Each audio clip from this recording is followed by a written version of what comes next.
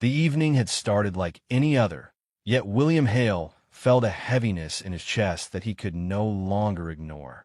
The billionaire who had built empires, shaped industries, and survived crises had never felt this vulnerable.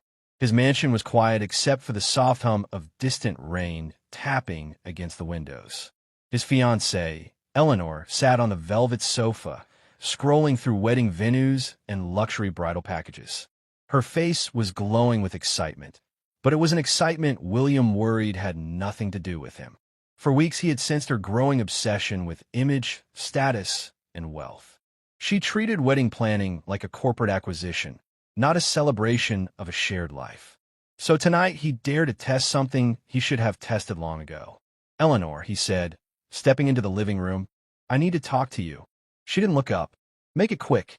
The planner needs a deposit for the Florence villa." William sat across from her, hands clasped. "I've had a major financial setback," he began slowly. "A severe one. My team miscalculated a series of investments, and we've lost nearly everything. I don't know how long recovery will take.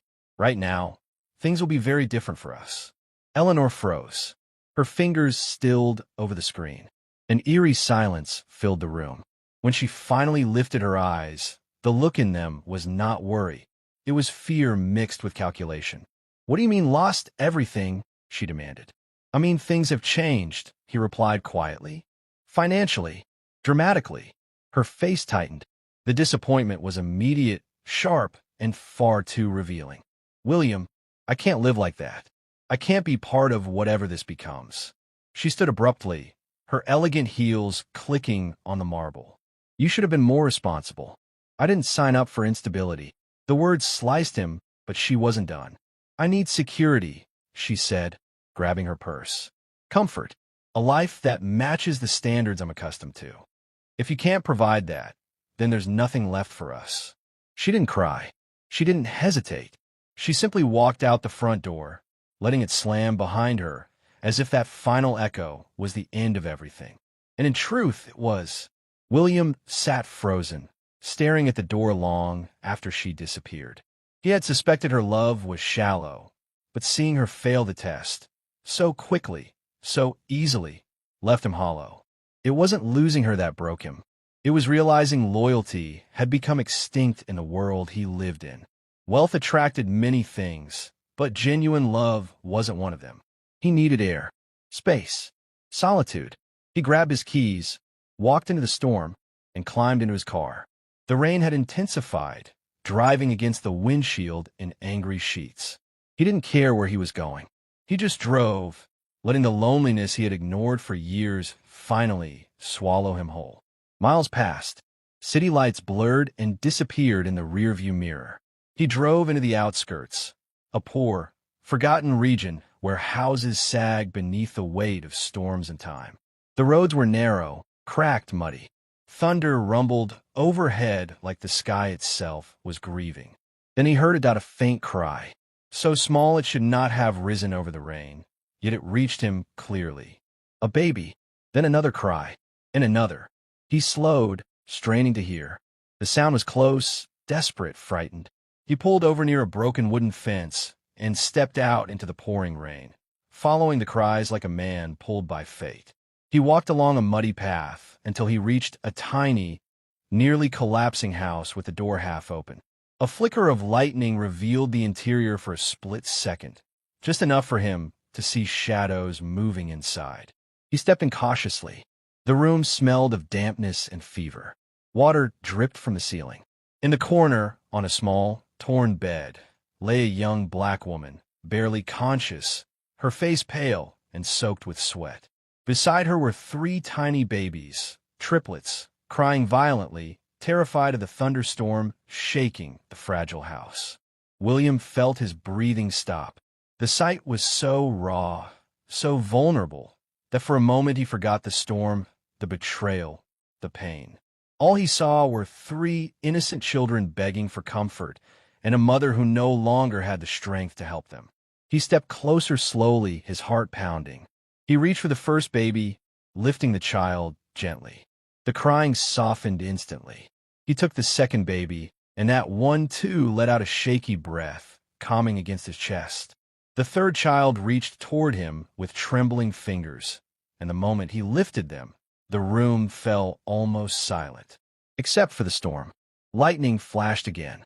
The young woman's eyelids fluttered.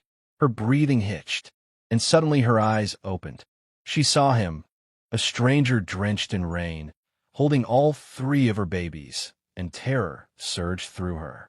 She tried to sit up, but her limbs trembled violently.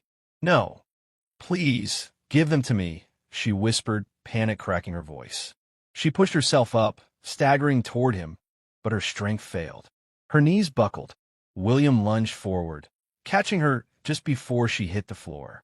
Her head fell against his shoulder, her pulse faint and erratic. "Careful," he murmured, lowering her back to the bed.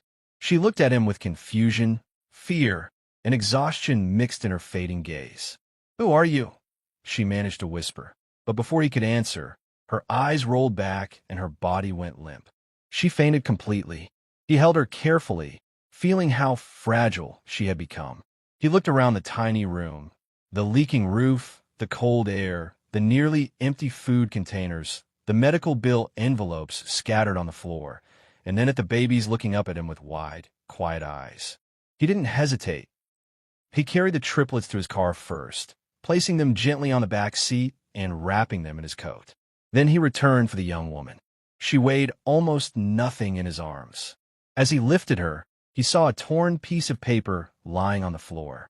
A divorce decree, signed. Her husband had left her, abandoned her with 3 babies and sickness. He wondered how long she had been struggling like this. How many nights she had stayed awake caring for them while her own body broke from exhaustion.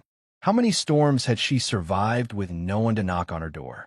He tightened his grip on the steering wheel. When Eleanor walked out of his house, she left behind not just a relationship, but every illusion he ever had about loyalty. Yet now, in this small, beaten car filled with strangers, he felt a purpose stronger than anything he had felt in months. He didn't know Rosa. He didn't know her children. But he knew suffering when he saw it, and something inside him refused to let fate punish her any longer. The hospital lights finally appeared through the rain, glowing like a lifeline. William drove up to the emergency entrance, jumped out, and opened the back door. A nurse rushed toward him, startled by the sight of one unconscious mother and 3 babies. "What happened?" she asked urgently. "I found them alone in a collapsing house," William answered, his voice stealing with determination. "She fainted. The babies were crying. She needs immediate medical care." The nurse nodded and signaled the team. 2 attendants wheeled a stretcher over, gently lifting Rosa onto it.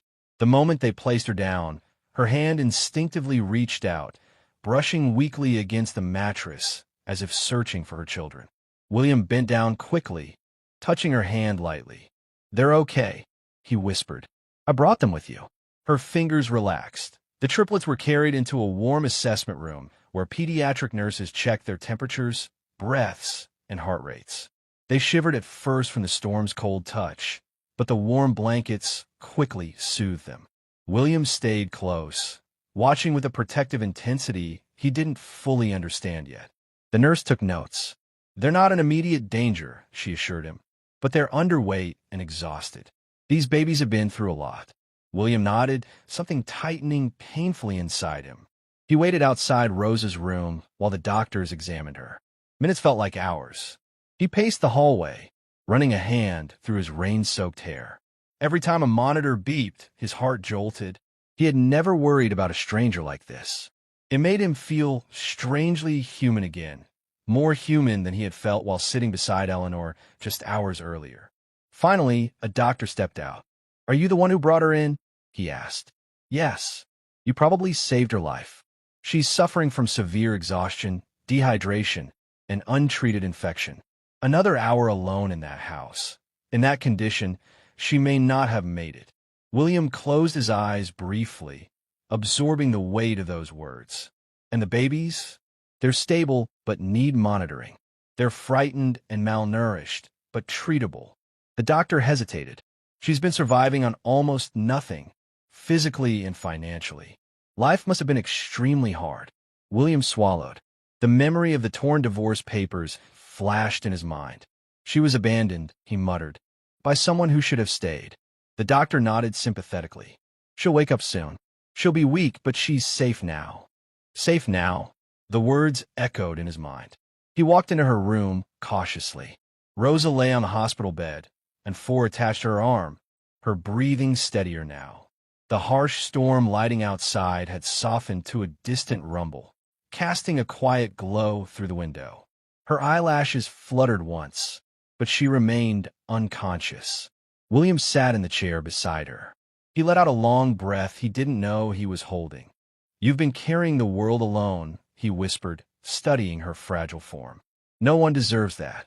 A nurse entered carefully with 3 tiny bundles, her triplets swaddled in warm blankets.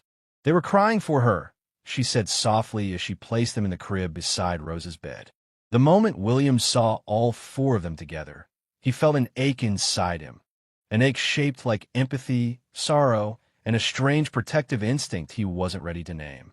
He stood and adjusted the baby's blankets, brushing their small foreheads with a gentleness that surprised even him. One tiny hand reached out and clutched his finger. His breath caught. "Hey," he murmured softly, "you're safe now, too." Silence filled the room, warm and peaceful. For the first time in years, William wasn't thinking about business or betrayal or the mansion he had left behind. His world had narrowed to this small, fragile family of 4. Strangers, yes, but something about them felt tied to him in ways he couldn't explain. Perhaps loyalty wasn't gone from the world. Perhaps it was simply hidden in places wealth never touched. A soft sound broke the quiet, a faint, cracked whisper. "Well," Rosa's voice trembled as her eyelids fluttered open. She squinted, confused, scanning the room until her gaze landed on her baby's first, then on him. "You brought us here?" she breathed, trying to sit up. Her body trembled, and she winced in pain. "Don't move," William said gently, his tone softer than she had ever heard from a stranger. "You're safe. The babies are safe. Everything is under control." Her eyes filled with tears, pure, overwhelmed relief. "You helped strangers," she whispered. "What?" William looked at her, at the babies, at the storm still rumbling in the distance. "Because no one should face a storm alone," he said quietly. "And because sometimes fate puts people in your path for a reason." A tear slipped down Rosa's cheek. For the first time in a long time, William felt something break open in his chest, something wounded, something healing. This night had begun with betrayal, but it might end with the beginning of something far more powerful. Finally, her sobs subsided enough for her to look up at him. Who are you?" she asked, voice breaking. "Why did you help us?" He hesitated, as if considering how much to reveal. "Call me William," he said finally. I couldn't just leave you all out here. It wasn't right." Rosa blinked, processing the name.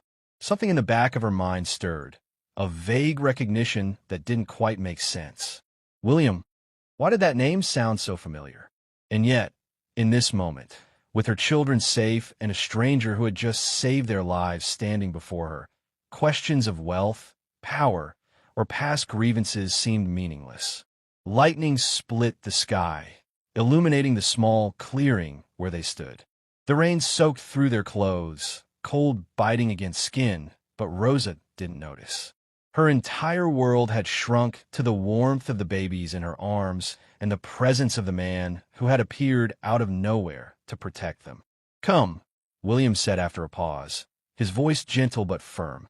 "We need to get you all somewhere safe before this storm gets worse." Rosa hesitated. Pride and fear warred within her. She wasn't used to relying on anyone, especially not a stranger, but the desperation of the situation left her no choice. She nodded silently, clutching her babies tightly. William offered her his hand, which she took cautiously, feeling an unexpected sense of trust in the gesture. He guided her to his car, lifting the babies carefully as they moved through the mud-soaked path. Rosa followed, her steps unsteady but determined, never once letting go of the small hands that clung to her chest. The storm raged on around them, wind whipping their hair and rain soaking them to the bone. But there was a strange, unspoken bond forming between the two adults, a fragile thread of trust and shared responsibility that neither of them fully understood yet. Inside the car, William quickly buckled the babies into a safe carrier system he seemed to have prepared, his movements efficient and precise. Rosa watched, a mix of awe and relief filling her chest. This man, who she had just met, had somehow anticipated their every need. Finally, he turned to her. "You should sit," he said gently, indicating the seat beside him. Rosa did, exhausted beyond words, her body trembling from adrenaline and cold.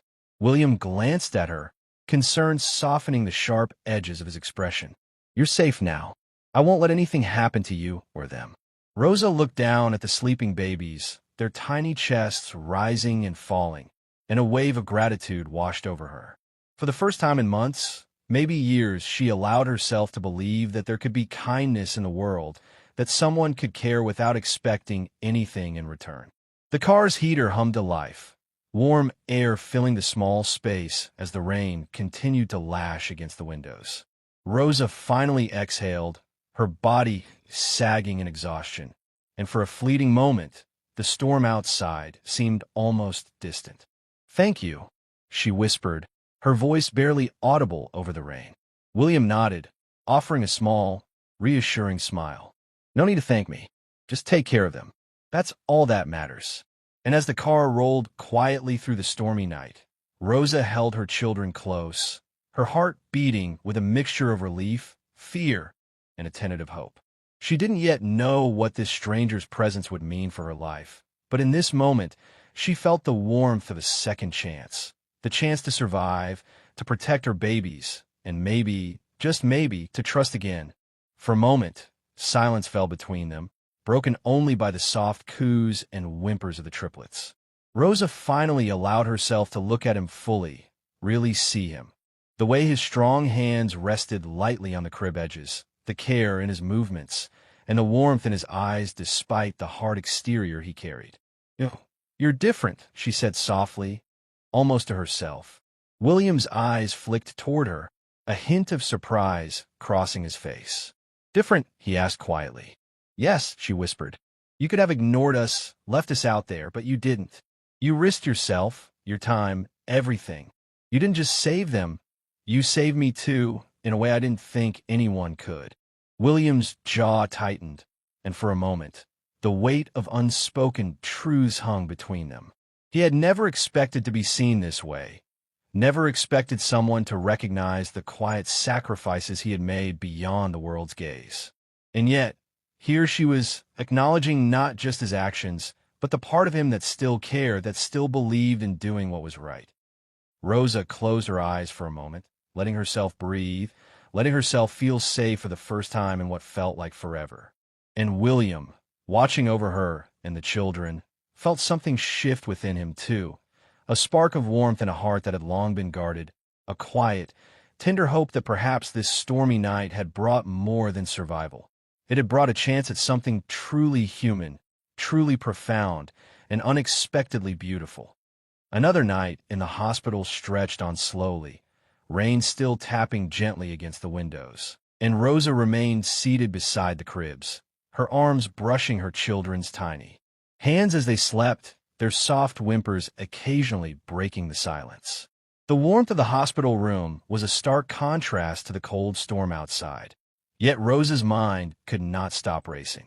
Her life had changed in hours, and she was still trying to comprehend the man who had saved them, the stranger who seemed to belong neither to her world nor yet fully outside it, yet had entered with such quiet, undeniable authority. William remained nearby, standing silently by the cribs, watching over them like a guardian who had appeared from some distant, unexpected chapter of her life. There was something in the way he observed the babies that tugged at Rosa's heart, a mixture of strength and tenderness she had never seen before. Despite his wealth, his powerful presence, there was a vulnerability here, a quiet longing in his gaze, as if these children had touched something within him that the world of business and control had long tried to suppress. The softest cry drew Rosa's attention. One of the triplets, a small boy with dark, expressive eyes, had stirred from his sleep. Rosa leaned over instinctively, murmuring soothingly, "It's okay. Mommy's here. Sage, it's okay." But before she could pick him up, the child's eyes opened, searching, and then fixed on William, who instinctively leaned closer. And then the words came, so small, so fragile, yet carrying a weight that made the world still for a heartbeat. Dada. Rosa froze. William's expression softened, his usual composed exterior giving way to shock, disbelief, and a deep, unspoken emotion. He knelt immediately, gently lifting the baby into his arms. "Dada," he whispered, his voice catching, almost unrecognizable even to himself. He held the child close, marveling at the warmth, the tiny heartbeat pressed against his chest, and the trust radiating from the boy's eyes. Rosa's own breath caught in her throat. The sound of her child calling him Dada was like a key unlocking something deep inside William, something he hadn't allowed himself to feel in years. A connection, a sense of belonging, a fragile hope that he could make a difference, that he could be more than just a man defined by wealth and authority. I don't know what to say," William admitted, his voice rough with emotion. He held the baby carefully, as if the slightest wrong movement could break the fragile trust they shared.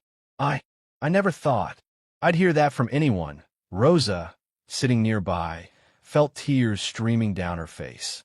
She had known he was kind, but hearing it, witnessing the genuine, unguarded moment between man and child, left her feeling raw, overwhelmed, and oddly hopeful. For the first time, she could imagine a life where someone might care for her. Children with the same fierce devotion she had always carried alone. The baby reached out with tiny hands, clutching at William's shirt, and he instinctively tightened his hold, holding him close, whispering soft, protective words. "It's okay. Dada's here. You're safe." The baby's other two siblings, stirred by the presence of their brother and the gentle murmur, began to relax, the tension in their tiny bodies slowly easing. Rosa could not stop herself from speaking. "He calls you Dada," she said softly, her voice barely above a whisper, reverent, almost afraid to shatter the moment. William's eyes met hers, and there was an unspoken acknowledgement that this connection, this bond, was real, fragile, and powerful. I'll take care of him," William said finally, his voice low but determined. "And all of them. I promise." His words were simple, but the conviction behind them carried a weight that Rosa had never expected. She realized then that this man was not just a rescuer.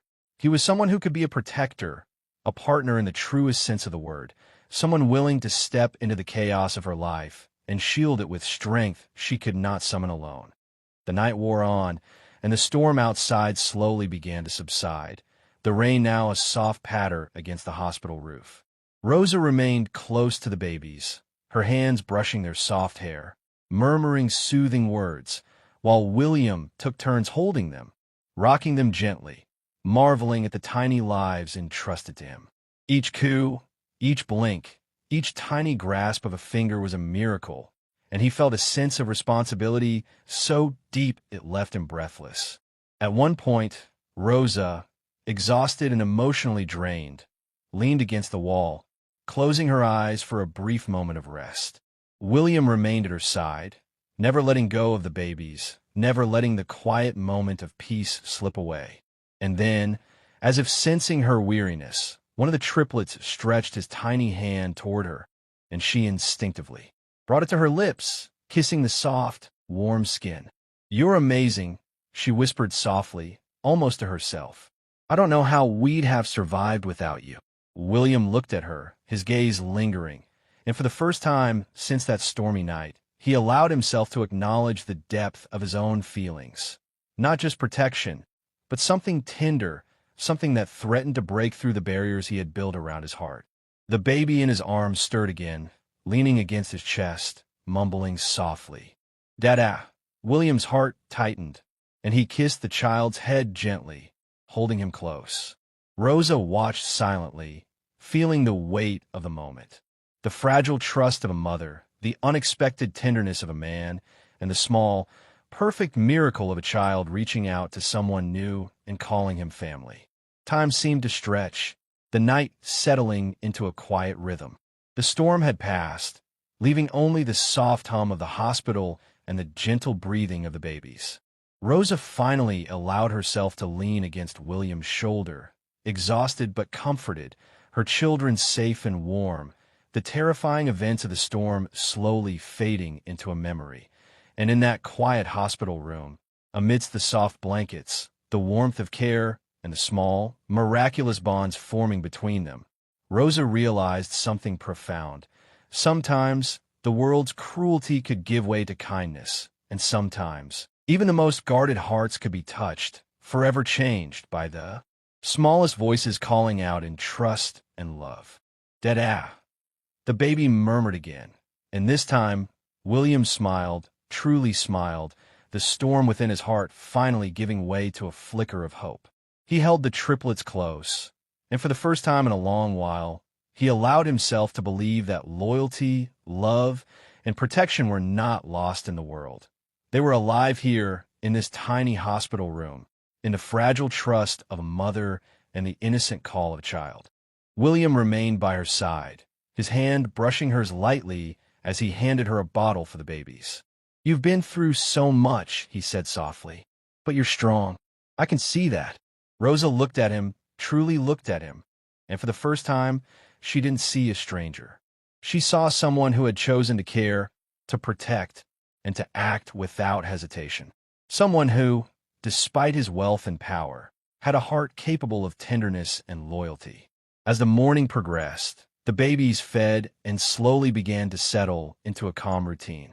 Rosa watched them with awe, marveling at their resilience, their small but mighty presence in the world. William helped as best he could, learning quickly how to soothe and care for them, his fingers gentle and his voice soft, a protective barrier against any lingering fear. At one point, one of the triplets, the same who had called William Dada, reached out with tiny fingers and grasped his coat. "Dada," he murmured again, and William felt a lump rise in his throat. He knelt beside the crib, holding the baby close once more, and whispered softly, "Yes, Dada's here. I'm not going anywhere." The baby's small, trusting eyes met his, and in that moment, a bond was cemented, an unspoken promise of care, protection, and love that transcended words. Rosa, watching the scene unfold, felt tears slipping down her cheeks. She had endured so much, loss, abandonment, fear, and yet here was life, vibrant and fragile, thriving in the face of every challenge. She realized that she had never truly believed in the possibility of someone stepping in to share her burdens. And yet William had done exactly that, without hesitation, without judgment. "Thank you," she whispered finally, her voice trembling. William turned to her, his own expression soft, almost unsure. "For what?" he asked quietly. "For trusting them, for saving me in them." Rosa shook her head. "For being you, for caring when no one else would." Finally, Rosa spoke softly, her voice full of emotion. "I don't know what tomorrow will bring, but I do know that tonight we survived. And somehow, that makes everything possible." William nodded, squeezing her hand gently. "Yes," he said, "tonight we survived, and tomorrow we'll face everything together." The babies stirred again, tiny fingers clutching at their mother, and William, calling him once more in that sweet, innocent way. "Dada," William smiled, brushing the wet hair from one of their heads. "Yes, Dada's here," he said gently. "Always." Once the babies were healthy and the immediate crisis was over, William insisted on helping Rosa with a proper home for her and the triplets. He rented a safe, comfortable apartment nearby and personally oversaw every detail, from baby-proofing the rooms to stocking the kitchen with food and essentials. Rosa, still cautious but gradually trusting him, accepted his help, realizing that this was not just charity. He genuinely wanted to be part of their lives. As the sun set, casting a golden glow over the apartment, William and Rosa sat together on the couch, the children's soft breathing a soothing background to their conversation. "I never imagined life could be like this," William admitted softly, his hand brushing Rosa's. "I thought loyalty and love were gone from the world. But in them, you've shown me they still exist." Rosa leaned her head on his shoulder, feeling the steady beat of his heart. "I never thought anyone could care for us like this either," she whispered. "But you did, and you continue to. We're finally safe and together." Together, he repeated, and for the first time, it felt like the word held the weight of everything they had endured. The storms, the fear, the loss, and now the warmth, protection, and hope that in the days and weeks that followed, the triplets flourished. Their laughter filled the apartment, echoing off the walls in waves of joy. Every small smile and giggle reinforced the bond between them. They discovered that family was not merely about blood or wealth, but about presence, protection, and unconditional love. And on quiet nights, when the apartment was still and the children slept, Rosa often caught herself watching William gently hold the babies, murmuring soft words, and realized that he had become more than a rescuer.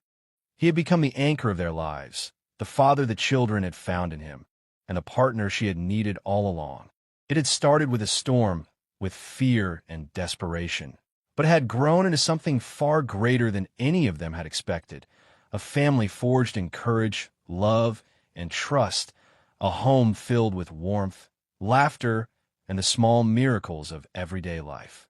Rosa held William's hand as they looked at the sleeping triplets, and together they allowed themselves to believe fully that the worst was behind them, and the future, bright, tender, and full of love, was theirs to share in that moment. The past no longer had power over them. The storm had passed. The fear had ended.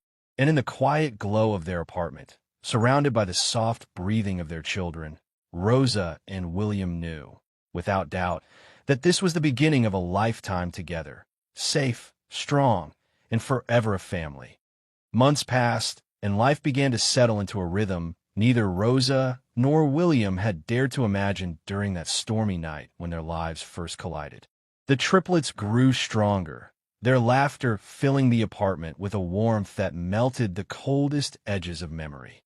Mornings were a mix of gentle chaos, tiny feet pattering across the floors, squeals of excitement, and the soft coos of babies discovering their world. Rosa, once weary and cautious, now moved with confidence, guiding her children through the small victories of everyday life. And William, who had once believed loyalty and love were fleeting, had become the steadfast presence the family depended upon. William often found himself watching Rosa, marveling at the strength and tenderness with which she cared for the children, and Rosa, in turn, found comfort in his presence, his unwavering support, and the gentle way he guided the family. Each day, the apartment became more than just a place to live. It became a home, a sanctuary, and the foundation of a life built on hope, courage, and enduring love. Rosa smiled softly, resting her head against William's shoulder as the triplets murmured in their sleep, their tiny bodies curled around blankets and toys. "We made it," she whispered. William kissed the top of her head, his heart full. "Yes," he said softly. "Together, we made it, and this is only the beginning." The future stretched before them like a wide, open horizon, filled with laughter, joy, and the certainty that no storm, literal or metaphorical, could ever break the bond they had forged. The triplets, Rosa and William, had found not just safety and shelter, but something far greater, a family built on trust, love, and unwavering loyalty. And as the sun rose higher, casting warmth across their home, Rosa knew in her heart that for the first time in years, they were truly home, and together they would face every tomorrow, hand in hand.